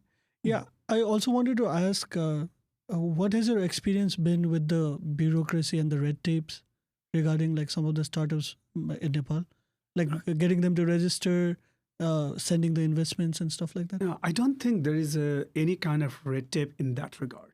Oh. Yeah, because I'm hearing that process is very much streamlined. Okay. It is not that hard, right? I mean, there are so many good things that's already happening in Nepal. So many good things. There are some minor tweaking Yes. that needed to be done. So all this, I mean, I'm very positive about it. I'm very optimistic about what's happening in Nepal. Do you have any like success stories ever since you've implemented it back in July? You said the website's in July. So how has that like kind of like built, or how many companies might have it helped until now? Because it's been like 7 months, right? Yeah, we just launched it. That was the beta launch. Okay. Right. So we did not have many companies registered yet. So yeah, I do not have the metrics to tell, but at least we are trying to get it started there. Okay. So what is your goal for like the 2026? We want to get at least 500 companies there. Oh wow. Okay. Yeah, at least 500. Right. And that is easily done. I mean, that's not a very high goal. Yeah. Okay. Yeah, I mentioned that because one of my friends, Mhm. for a couple of years, he did an e-commerce, business in Nepal. So he was selling stuff, and then when he had to close that company, Mhm. the nightmare he had to go through just to, the documents and everything he had to produce and everything. And I heard his experience, and I was like, okay, the bureaucracy might be I do not know. I have not experienced Okay, that, okay. so I mean, I cannot tell. Yeah, me too. But the thing is, like, it is getting better, right? It is getting much better. There are some startup loans there. I mean, like, bunch of good things are happening. Okay. There are so many positive messages there, right? So if you look at some of the things that we do not talk enough about, the internet speed. Oh yeah, Mm. It it's is really good. good. It is Yeah, good, it is right? good. It's gotten a lot better. Yeah, electricity, very good. Educated mass, right? Because I hear there are more than 20,000 technology graduates every year, Yes. right? In Nepal. So that's a good That's number, a good right? amount. Yeah. A good number. And so we can do a lot of things. There are so many positive metrics that we can talk about. But again, to my point earlier, we do not have this consistent narrative about how to talk about Nepal. What are the positive things that's happening in Nepal, right? Okay. Because if you think about it, there are so many countries which are worse off politically Oh, and doing still doing better in terms of the economy. Like, let's take an example of Israel versus Nepal, right? If you think about the political situation and all these things, what's happening in Israel versus Nepal, I would take Nepal any day, Yeah. right? So you can have progress in spite of these political things. yes. I used to have this example that I used to talk with my friends about Japan and Italy, right? Yeah. They have governments changing and prime minister changing virtually almost like 2 years, but still they seem to be doing Yeah. fine. Yeah, So, I mean, yeah. it's the mindset, right? Because it is like, what are the things that we highlight?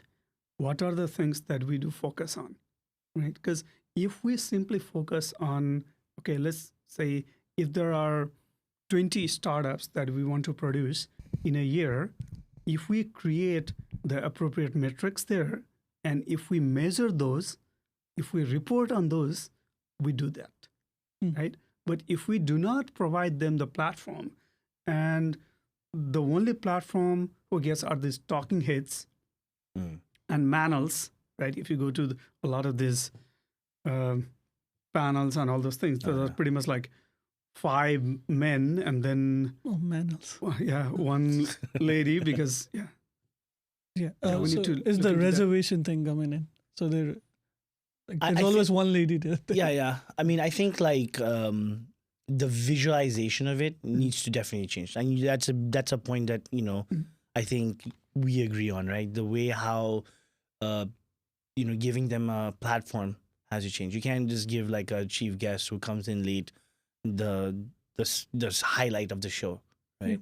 Yeah. You want to encourage people to be able to talk about their business, or at least talk about their platforms, or talk about their startups, like what is their idea, how they want to change the world, Yes. right? I think that is something that needs to change, and I feel like you coming on here is definitely a start. Yeah. I feel like maybe there are certain things that we need to do our part as well. Yes. That's one of the things when we started this podcast. We wanted everyday people to come over here. We didn't want any celebrities. Yeah. Like, how many times do you want to hear about a celebrity story, like what he's doing, right? What we wanted to do was give everyday people, and even like startup companies, a chance to come and sit here and talk, and for us to even have a conversation with them. Yeah. And I feel like through you, maybe we can also like reach out to a lot of these startup companies, because if they're not getting the opportunity to go and talk on a podcast, or be opportunity to even go on stage, Oh yes. right? After paying all that money to go there and like have like 5-7 minutes to talk, let's give them 2 hours. Let's give them 2 hours to talk about it. Oh yeah. And And now that you have launched the hub yourself, so maybe like those programs can be conducted by your own organization and cut off all the chief guests and everything, and just make it about the. So that's the idea, right? That's the idea. And also, I'm like, let's also talk about. I know we did talk quite a bit about Nepal, but there are so many things that we can do in mini Nepal, which is Dallas. Dallas, yeah. Right? So think about it. There might be so many startups here, or wannabe startups here in Dallas, but we do not have a good directory of it yet, right? So those are some of the things that I wanted to do with this Nepalese young professional. So that is my inclination towards NYP, right? So that's what I was talking to Anuka and all earlier about. So let's figure out who is doing what on the entrepreneurship side and the startup side. That way we find out, okay, let's say there are 10 Nepalese entrepreneurs doing the startups. Let's do the pitch competition with them. Right? Let's, instead of doing this like one startup coming and spending 2 hours, we can probably invite 3 startups and have this kind of round table. Yeah, round absolutely. table with them, right? Absolutely. Talk about their ideas, right? Yeah. Maybe we can do those kind of things, right? That way, a lot of these investors in our community or outside of community, if they want to invest in the companies, they are always looking for companies. We are always looking for good companies to invest in. Oh, yes. And if we can gather them, the investors would get to pick the companies. The startups would find the audience to pitch their ideas. Absolutely. We should be doing that.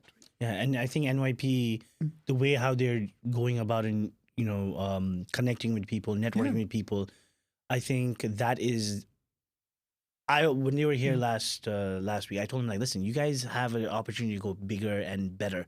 I know that you guys are doing all of these events and all that stuff. They're already doing it. And they're already doing that, right? Yeah. But I feel like it can really bridge the gap between like people who want, or younger generations who have this brilliant idea, right? Because the generation that came before that, they were let's own a gas station, let's own a restaurant. That generation, you ever think about it? Those kids, like my nephews, right? They don't want to go and manage their dad's gas station. They're like, I don't do that. They're working as consultants. They're making like good amount of money, like working for these big companies that's acquiring other companies, consultants, or if they're engineers in IT. They already have these. We have these whole masses of people that have this particular skill set. But I think what you're trying to do is build that unity, because you never know. The best thing to do is imagine in the near future, you have this company that's created in the United States of America, but the founder is a Nepali person. Yeah. Right? And he has given access to so many different Nepali people within the community who are probably, if you need a software engineer, if you need like an engineer or electrical engineer, whatever it is, right? That is the goal also at the end of the day. And I feel like when you working with NYP, first of all, Abhilash and Anuka, really, really smart. Yeah. The way how they talk, the way how they understand, the way how they network. Yep. The way how they network is on point. And they Absolutely. have so much to say. They have so much to say. They know how to articulate it, which is the most important thing. And I feel like there are a lot of like younger individuals in NYP, but I also feel like they need a little bit of guidance, that maturity guidance, that professional guidance, because not everybody has an opportunity to work in such fields. And sometimes not every boss that you get is also great. You don't get to learn from like a lot of these leaders sometimes, because you're just managers at the end of the day. So I feel like through NYP, I think you'll have a lot of success. Yeah. Definitely will have a lot, because there are a lot of hungry people there. Yeah, absolutely, right? So this is how a lot of the things with NYP and TZND goes hand in hand, right? Because NYP connects a lot of the young entrepreneur, young people, and TZND has the diaspora across the world, right, who may have the expertise in certain areas.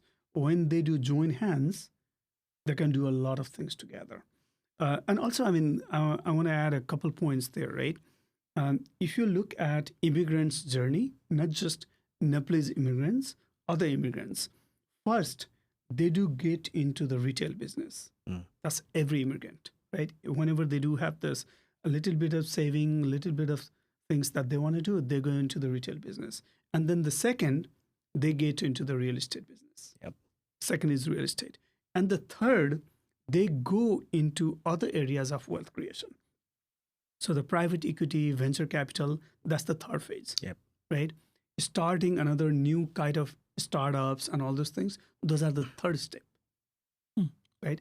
And with the mass we have currently, the Nepalese mass and all, we are already ready for the third step.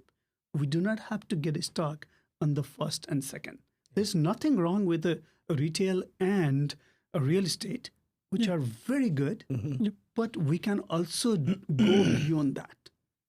Absolutely. Right? We are ready for that. Right? We can start a new companies by the entrepreneurs, like young entrepreneurs. We can invest in those. We can groom them. So we are ready for that. And I'm pretty sure a lot of the young people through NYPs and beyond, they are hungry for it, and we can support them.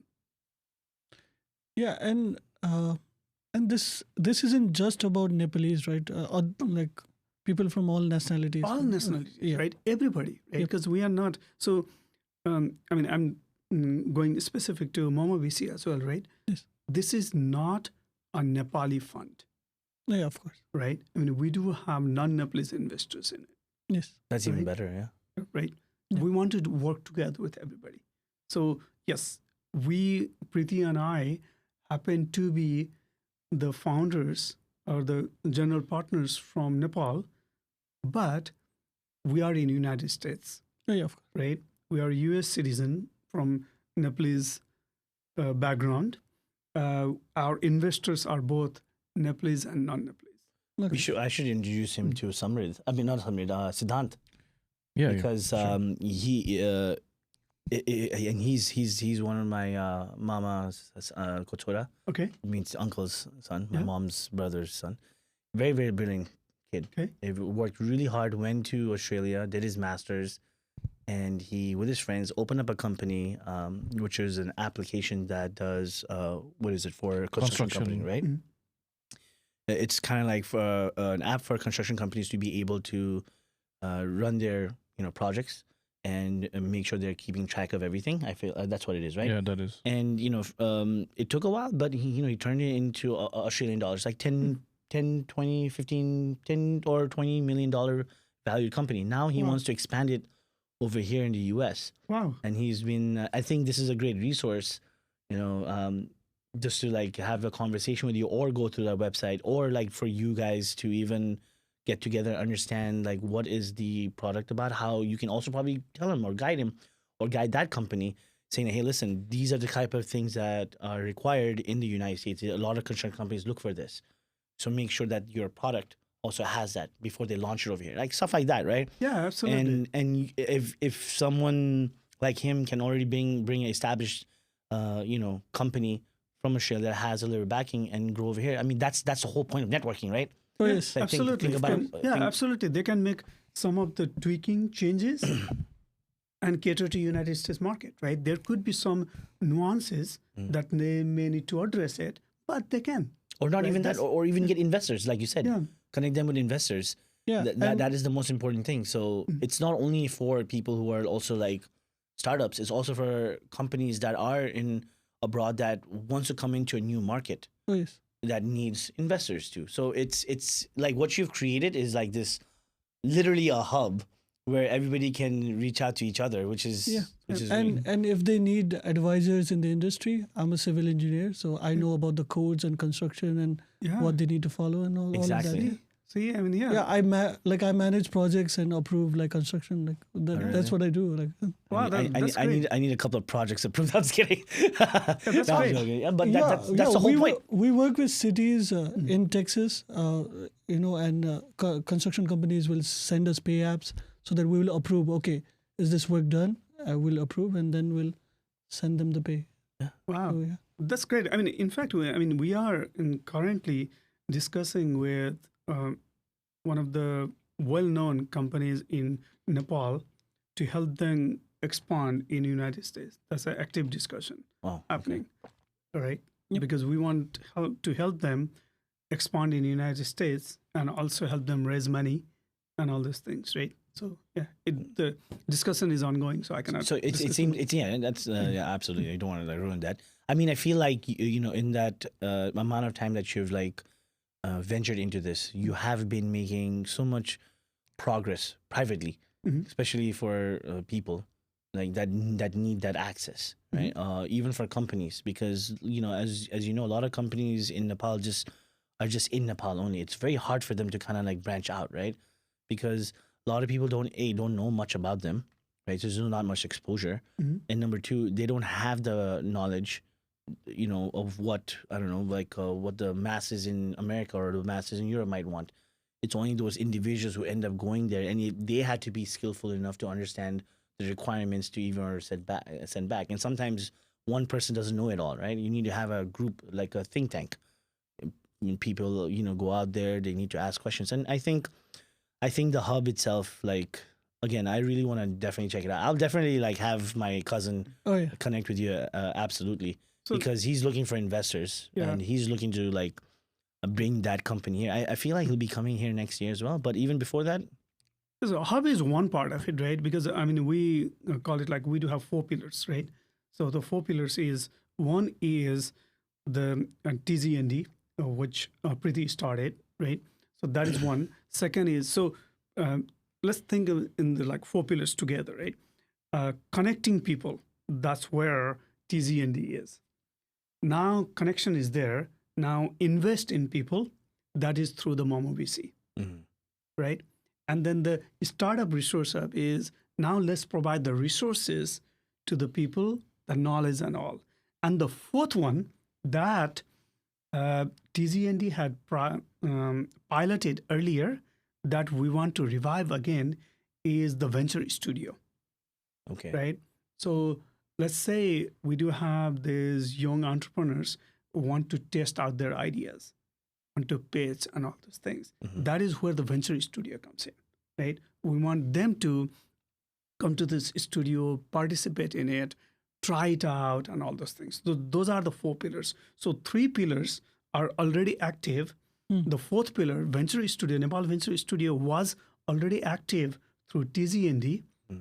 We have kind of paused it for now, but we want to revive it in 2026. Okay. In earlier, when TZND was running it, it was a virtual incubator, right? The companies were from Nepal as well as United States. There were some companies who have already raised significant money going through, I mean, they were part of that venture studio. Priti can talk more about it because I do not know. is she full here details. or is she in? She is in Nepal. She is coming to United States tomorrow. Just or so the you day know, after. we can when we do podcasts, we can even send Zoom links. So it depends on what type of timeline it is. Like, let's say if it's 8 o'clock here, what time is it in Nepal? 8 8 is 8.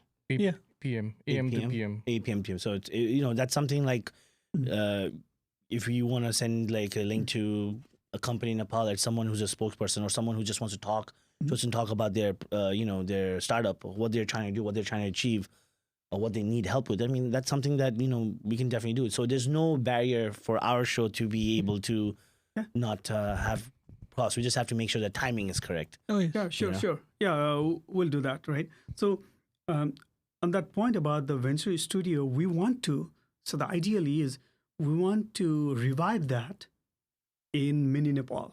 We want to revive that in Dallas, Dallas. Mm-hmm. right? So, that's our goal for later part of 2026. Nice. We want to start, right?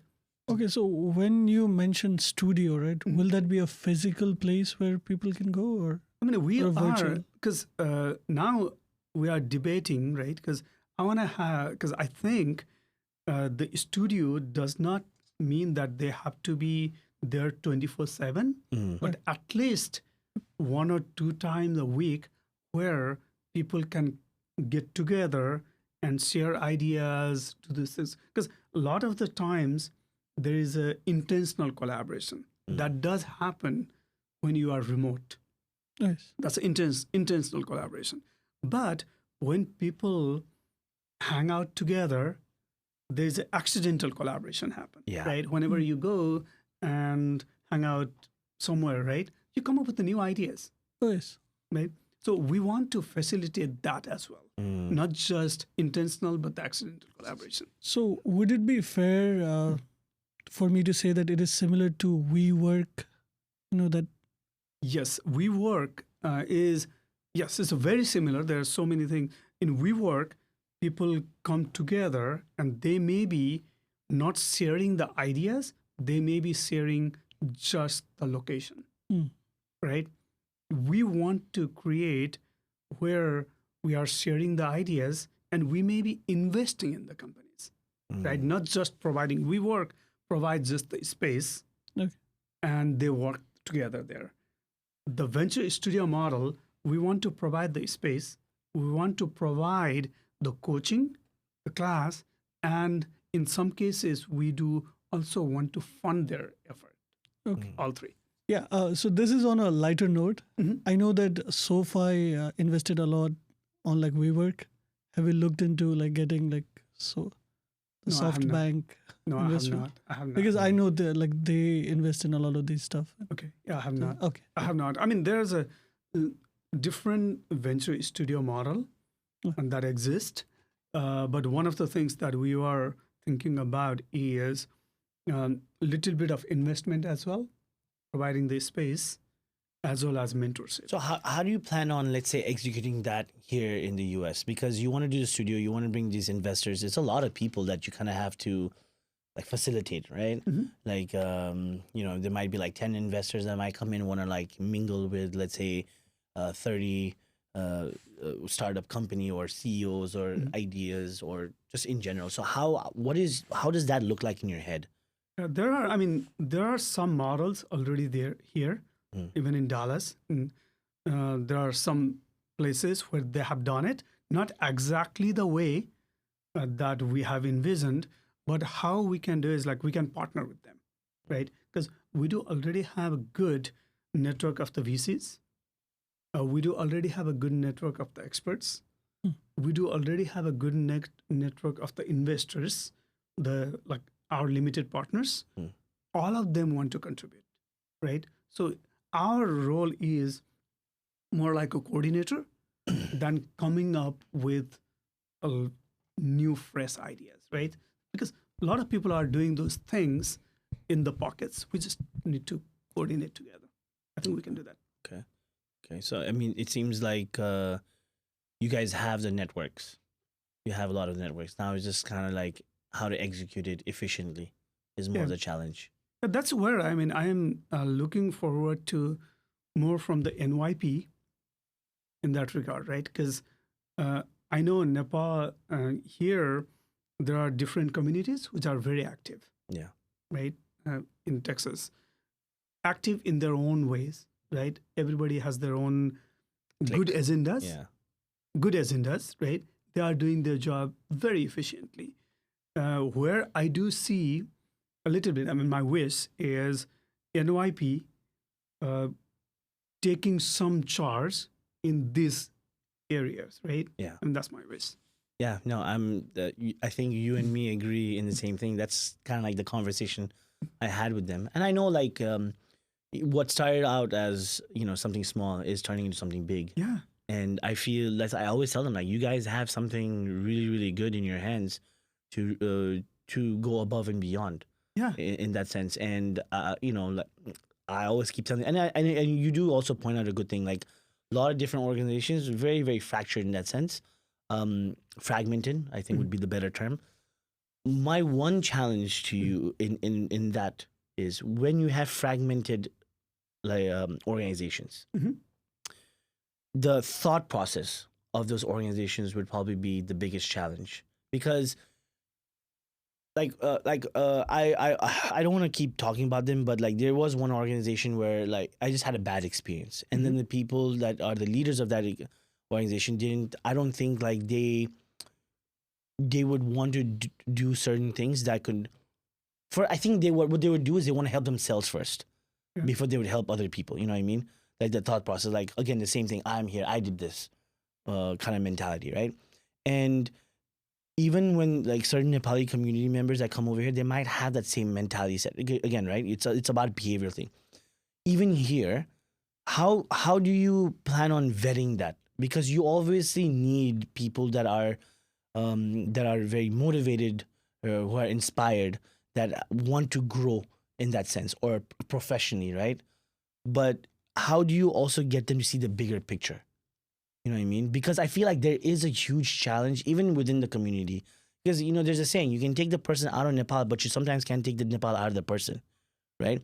Those are some challenges that I feel like you can definitely face. How would you handle that situation, or how do you vet that situation? I think it's not. I mean, like, people are that way not because of the bad intent. It is simply because people do not know better. Exactly. Right? When they are exposed to diverse thought processes, when you mingle them with a different type of people, over time they do learn. Right? So the person who's like, oh, this is my only way, that person may not know the other better way of doing the things. So if we mix them together, the first meeting or the second time may not yield the results that we want, but over time they will coordinate, they will work together, right? So I'm very hopeful on that. Optimistic. And I have seen that. I have seen that happen, right? Because when people interact, talk to each other, they come up with the solution. But don't you feel sometimes it can be very overwhelming? Let's say someone comes, someone who's, let's say, doing a gas station business, right? Has no other idea. That's all he knows. And he comes in and talks to you. No idea about venture capitalism, what even insurance products are, or financial products are. Won't that also sometimes seem very overwhelming? Like, what do you do for individuals like that? And he might have a lot of money, right? He might have so much equity, right? So what do you do for like someone like that where they don't feel overwhelmed? Yeah, it's an educational component, right? Because that is what we did most of our early 2025. We did so many road shows in different parts of the country, talking about what is venture capital to Nepalese community, right? We did a lot. Like we did with Chamber of Commerce from different places. We went to different conferences, summit, and all, and started talking about like, how do we work, right? It was not about raising the money at that time. It was simply educating the community. Building awareness. Yeah, building awareness. And I mean, if I do get to talk to the gas station owners, like Priti and I, we can educate them on how this process works, right? So giving them like the things that they are familiar with, and then drawing the parallel with it. Yeah, you can do that. So yeah, I think that studio idea is really, really good. I feel like these conversations like that need to keep happening, not only with the youth as well, because I mean, the youth will work hard to build that wealth, but you have a lot of individuals who already have that wealth, who are just sitting on it and like, they don't know what to do with it. They're just doing nothing. And I mean, when I think about it, I think about my parents. My parents have so much and they're like, oh, let's just have it. Zaga, property, Rakha, that's it. And just keeping. I was like, no, you have to do something with it, right? I wouldn't necessarily say that's bad because... But that's what you're geared to, right? It's not always about the jaga. It's all having jaga. What if that jaga you sell it and you invest it in a company and that company turns into $1 billion company? Yeah, of course. Right? Yeah. Not only that, it's the proper use of capital too, right? Yeah. Because when you like fixed assets versus assets that can be mobilized over and over, that will create the economy, right? Because if you just have the land which is not flipped, you are not contributing much to the development of the economy, right? Yeah. Because you need to have money, like circulation of money for the economy. The more the money circulates, the better it is. The stronger. That's why they say that the stronger the middle class, the stronger the economy, right? Because more money is circulating. It's going from one business to another business, and that's what it is. And that's why I always say, like, hey, listen, I do a lot of real estate, right? I have real estate and all that stuff, but now I'm like, it'll always hit its peak, and then not even that. Sometimes real estate, you need to know when to flip it, because you know what I mean. If you don't flip at the right time, either the problem is it goes so high that you're not going to have a buyer for it. Oh yeah, right. That's another thing, or it crashes and you're like, oh man, now I have to wait another 10, 15 years for it to go up, right? And then when you hear about that valuation where it was at its peak, you get greedy, human nature. You wanted to go back up to that, right? That's how it is. But again, I think it's like what you're doing is amazing. Definitely sparks my interest because for me, it's kind of like, okay, if I have these certain things, if I can, for me, it's like, I don't have the energy to come up with a business. Right? I don't have the energy to think about, oh, what should I do next? What should I create? What should I do? But if I have someone that needs my help to build something and that I can see the potential, I listen to them, I can see the potential for it to become the next Microsoft or Salesforce. Look at what Salesforce was. Salesforce was such a small company, right? Now they're like $1 billion company. More than that. Yeah, more than that, right? Yeah. But it started off like a small venture. Just Salesforce. It's just an application.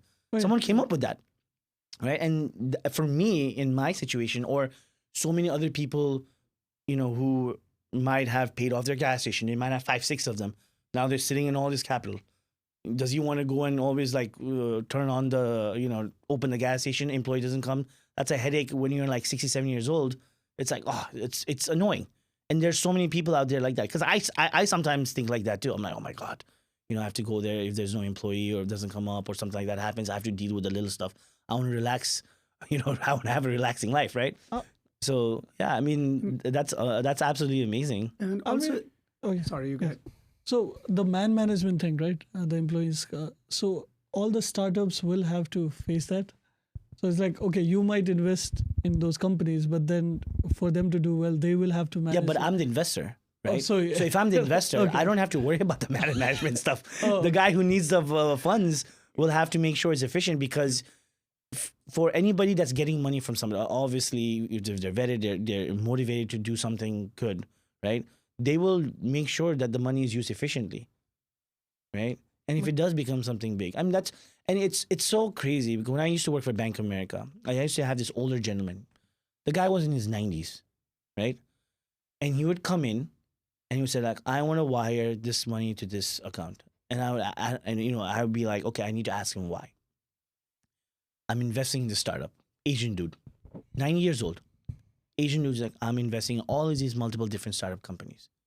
I'm like, why? Don't you just relax? No, they need my help. I've already done whatever I've done. If I can help them grow, then that's what it is. Because what am I going to do? I'm 90 years old. I have all this money over here. What am I going to do with it? Wow. Right? There are people like that out there, like look at what Mr. Beast does. He went to Africa. He's getting water in villages that has no access to clean water. There's so many individuals like that out there that you can also tap into that resource that can help grow and make the world a better place. And that's ultimately what you're doing is that you are networking a lot of different people, not only in Nepal. I mean, we emphasize Nepal because we want the Nepalese companies to get bigger. Yeah. But all over the world, even in America, right? In the US. If there's a young kid in Oklahoma or Ohio or Pennsylvania that has an idea that needs help with the startup and comes and gets an opportunity to come to your studio or have a conversation about his business or his ideas, then why not? Yeah. It's network, right? It can change the world. Yeah, that is. And also to your point earlier, right? It's also about diversification of investment. Yeah. Right? Because if you look at it, most of the time real estate and stock market and the economy, the interest rate, they go in the same. They do have the positive correlation. Yeah. But if you look at the venture investing and all, the correlation is not that strong, right? So that's another little bit of portfolio diversification strategy as well. Yeah, absolutely. Okay. We are almost at the end of our conversation. I think we need a second round of this. Yeah, I feel like you can. We have a lot more to learn about venture capital and investment, how to do. Okay. So I think Sushant and Ashutosh has asked questions. Now it's time for a little bit short questions. Okay. So I'll just be asking some questions. You can answer. Then we can go to the closing statements. Okay. So what do you think it would be like to work for IBM? If you had worked for IBM? I don't know. It would be a long nights, early morning work. Yeah, I don't know. I have not thought too much about it. Okay. So, what is the largest investment in a venture that your company or you have made? I'm not going to answer that part. Okay. Well, Yeah, like a ballpark figure. Ballpark Yeah, I mean, figure. usually we do our investment range is from 50,000 to 200 from Okay. the Momo VC. That's our investment check. We do not write more than 200,000. Okay, so you have a limitation on it. Okay. Top industries to invest in Nepal that you have found useful for yourself. There are many, right? Because because of my exposure to cybersecurity, I think there is an opportunity to grow cybersecurity companies from there. So that is one. And also a lot of the things on the healthcare tech. I do see the opportunities. For investment in Nepal? Investment in Nepal, but not limiting to Nepali market, Oh, not right? Because limiting. Nepali market is not that big Yeah. to create an unicorn. How many companies do you think they use cybersecurity in Nepal? I do not know. Probably less than 10. Less than 10? Percent? Or No, less than 10 companies, I think. Wow. Mostly are cybersecurity, I banks, don't- right? I'm sorry? Mostly are banks. Sorry. I don't think I understood your question earlier. How many percentage of like companies do you think use cybersecurity in Nepal? Percentage, probably, more than 20. 20%. It has to be, right? Because there are so many financial companies these days there. Yeah. Right. Well, you expect them to, right? Yeah. So you So have many seen, financial companies, You have yes. seen the company growing towards like how many companies have been successful in your through your investment? Do you think? We just started investing through Momo VC. Okay. So we have invested so far in 4 companies, and we may invest in the 5th one anytime, like in a couple of weeks. Oh, okay. So I think now that's all my questions that I can ask right now. Okay. So I think we are going for the closing statements. Okay. I mean, like 2 hours is not enough, right? Yeah, not at 2 all. hours. Not It at goes- all. it goes- It it just goes went like- by. Yeah. It just goes away. That's why I keep telling everybody. I know, like Sanjay must have thought 2 hours. I'll talk about a lot of different things, but no, I mean, we would love to have you on here again just to get an update of what's going on. Yeah, sure. Because absolutely. I feel like this needs more, progress. Like people need to see what's going on, what has happened. You said, you've already invested in 4 companies. You're doing the 5th one. We would love to know what those 4 companies, how it started, what was going on, their stories, because I feel like that also put them on the map. I think even the 5th one, after you invested, what actually happened, what fell through, because we would also want to know not only the good stories, also the like, hey, listen, this particular thing failed. Just like you said about your first VoIP company, right? It failed, but then you bounced back by selling the rights, and you worked for that company, and you moved on ahead, right? So I think that is something that a lot of people, because in the Nepali community or in general, need to know, because everybody has that fear of losing, right? The fear of like, oh, what if I lose my money, or what if I lose my time, or stuff like that. But if you are around people that have the expertise, the knowledge, or the opportunities, because there's so many people that might have the capital, but they don't have the idea. But there might be a lot of people that have the idea, they don't have the capital.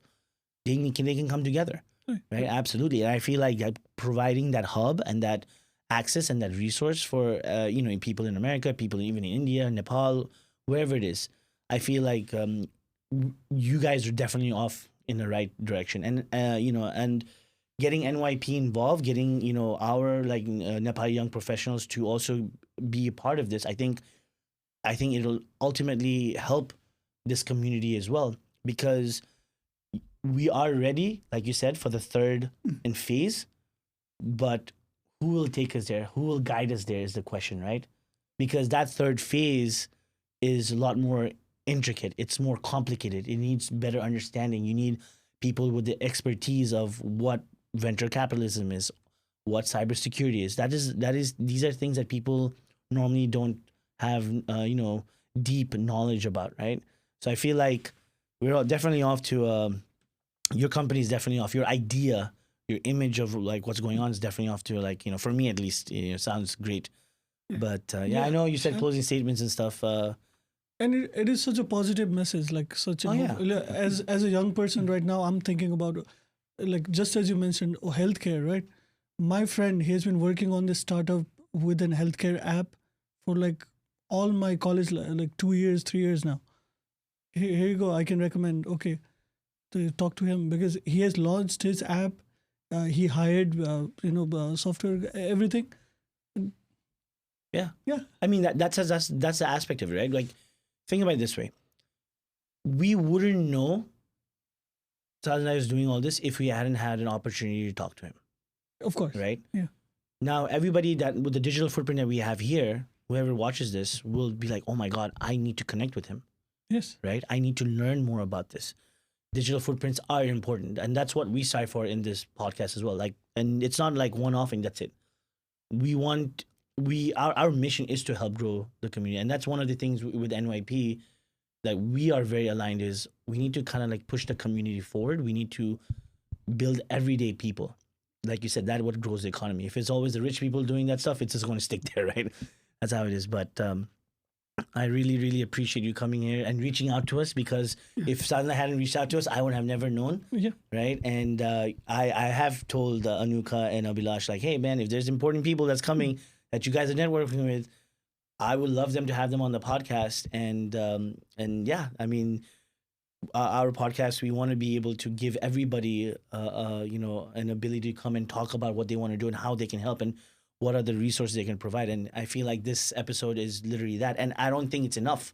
Oh, I don't yes. think it is enough at all because you said your friend is coming from Dallas, and I would love to meet her as well, like get her perspective on certain things of what her challenges are. Because if she's in Nepal for majority of the time, what are the challenges that she faced? What are the hurdles that she had to face and how she overcame it? Those are things that people need to know because I think even in Nepal, a lot of people say, oh, it's like this, and they just give up, right?